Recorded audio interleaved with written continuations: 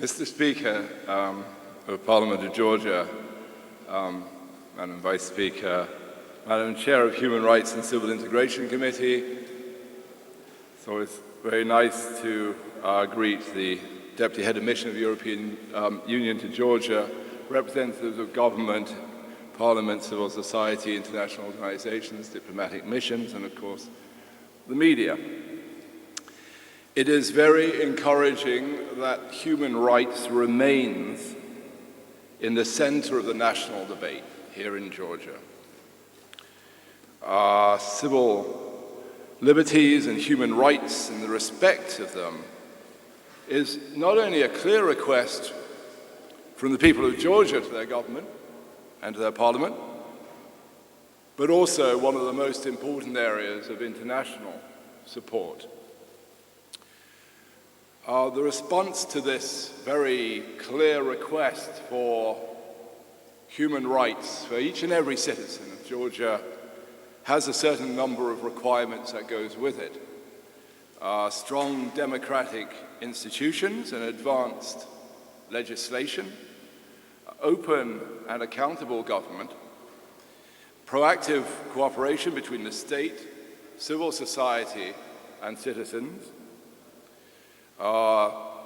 access to information,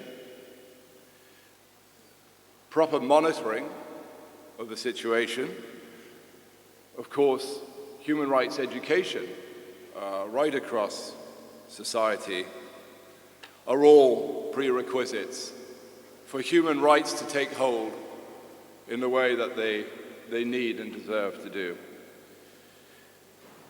In that sense, we come together because not only are human rights an integral and essential part of what the government, what parliament, and what society does, but also within the association agreement of the European Union and the Sustainable Development Goals of the United Nations, we have two equally important motivators which are driving in the same direction. The Parliament of Georgia has played an extremely important part in ensuring the protection of human rights here in Georgia. The Parliament is responsible, obviously, for creating the legislative and policy environment which places human rights at the center of Georgia's development.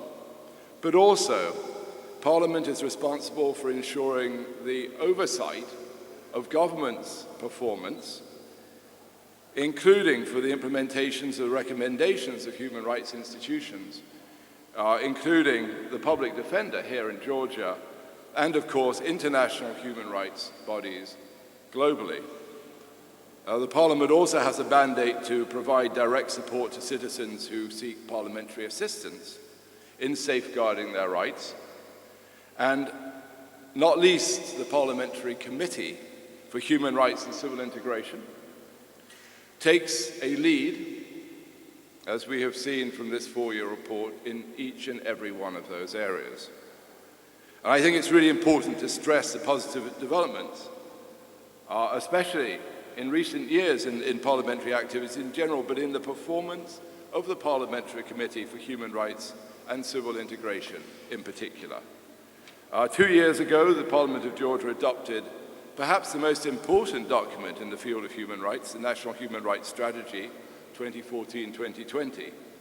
And during its 4 years term, the Human Rights Committee has been one of the most active committees.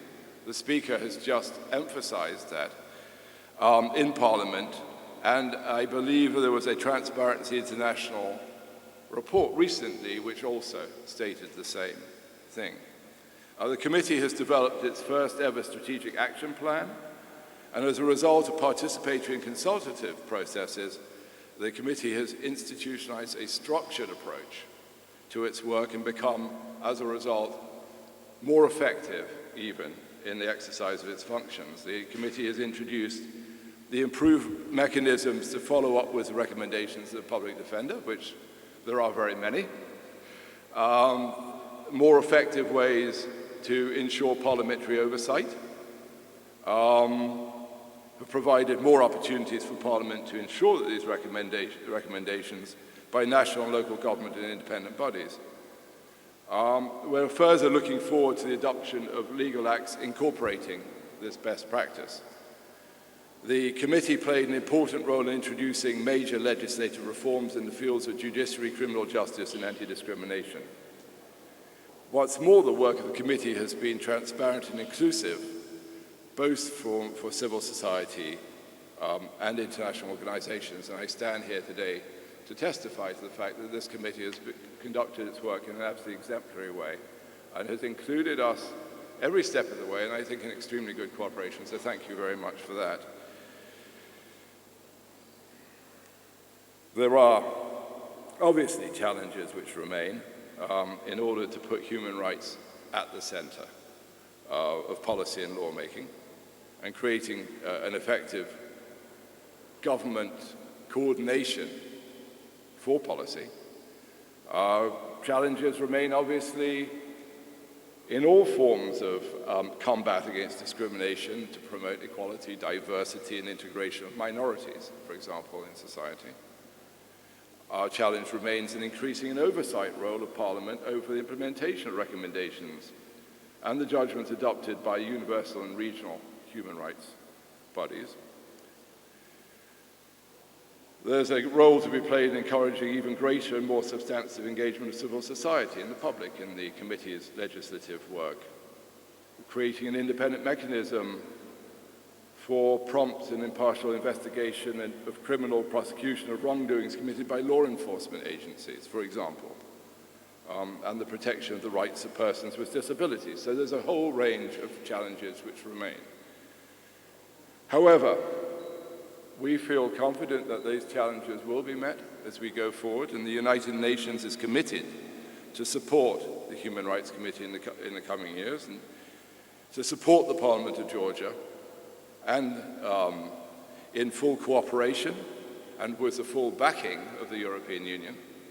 And I think we should pay once more, and I find it's very often the case, but it's never, I think, enough to say how much we appreciate the role of the European Union. I think we have a great opportunity to work as a team to push through the large-scale programs, not only of human rights, but also access to justice.